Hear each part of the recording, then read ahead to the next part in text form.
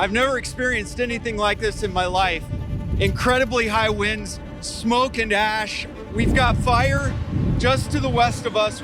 We've been told that there are buildings on fire. Boulder County Emergency Management just announced an evacuation order for all of Superior, Colorado residents.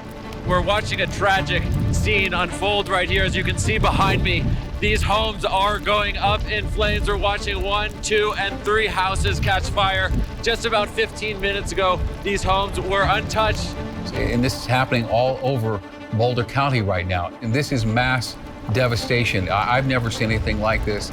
The governor and other leaders saying hundreds of homes lost in Colorado.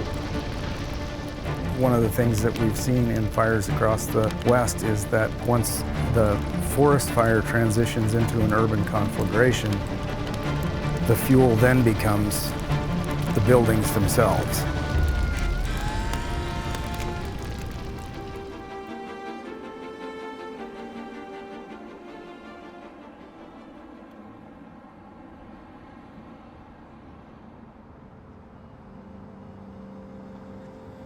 Helena, like any Western community, is very much at risk for fire.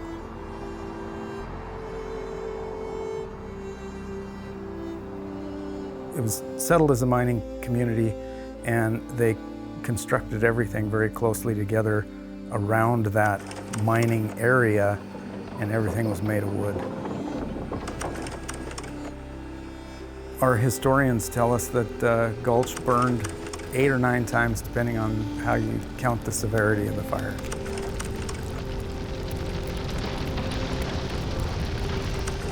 So the fire tower has been with us from the beginning. They picked that particular spot where it's located just because it gave a great vantage over the gulch. Today, we have modern buildings that were built with modern building practices which protect all of those structures from fire. But we're surrounded by a very dense forest. The opportunity for a fire to come from the forest into town is very significant. If the person in the watchtower saw fire, they immediately began ringing that bell.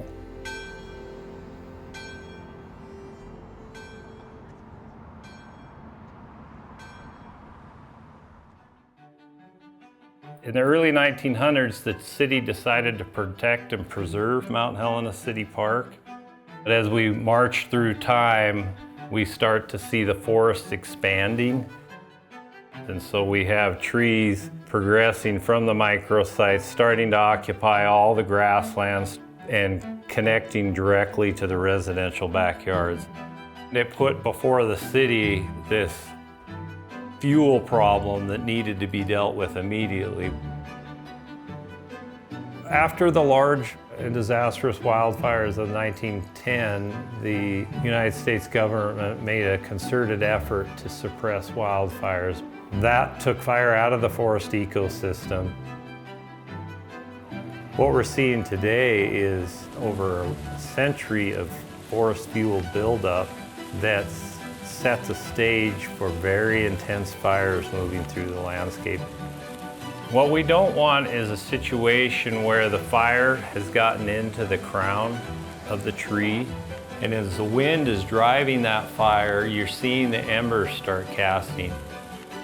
Embers can become airborne and retain their temperature for quite some time as long as they have enough airflow to stay hot. Depending on wind, velocity, and direction, you can see spot fires from as much as a mile away from the fire head. Conflagration is essentially a generic fire term for uncontrolled burning due to the presence of fuel and the right burning conditions. When you have wildland fire that starts to encroach into urban interface, the term starts to narrow its definition into structures igniting.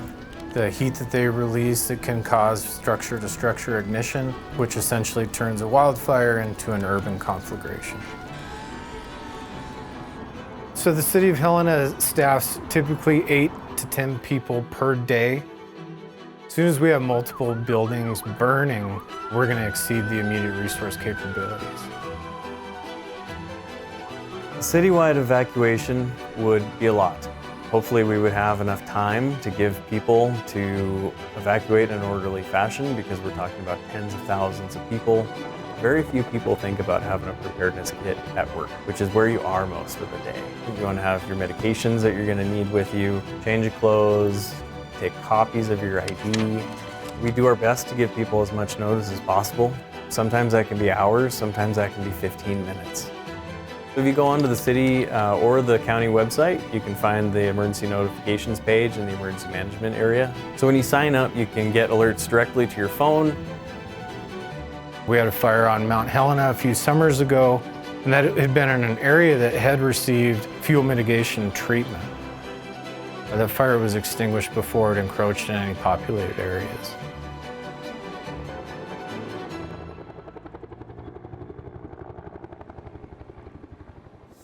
The City of Helena owns and manages 2,500 acres that surround the city. The area that we're going to go to today is what we call a maintenance entry, meaning we did the initial treatment in 2010, and now we're going in over a decade later because we've had an accumulation of fuels, and we're going to reduce the crown density, so increase the spatial distance between trees that we're retaining on the landscape. But we're also increasing the base canopy height of the trees themselves so that the fire can pass through the understory and simply burn the needles and grass on the forest floor, but not climb up into the trees themselves. And we're working diligently to get the forest conditions to a point where that wildfire can pass through the forest and be controlled to the greatest extent possible.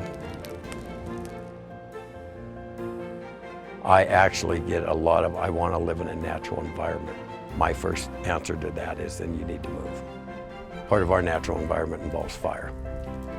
I think most homes around the Helena area and probably across Montana generally are ill-prepared.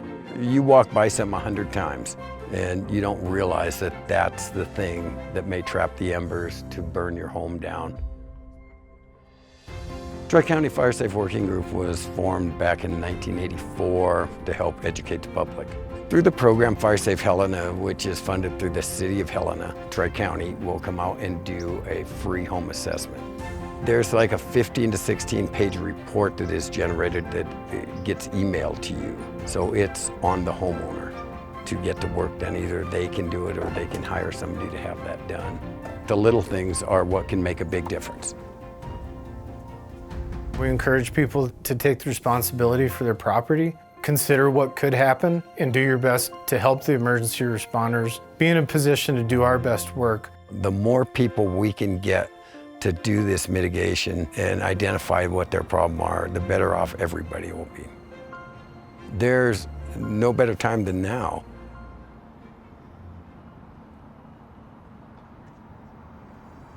We've got to think about what we need to do in terms of evacuation in the event of an order being issued, but we've also got to think about those things that we can do ahead of time to make our homes less prone to ignition. I think people could very much learn a lesson from our fire history to help us not repeat it.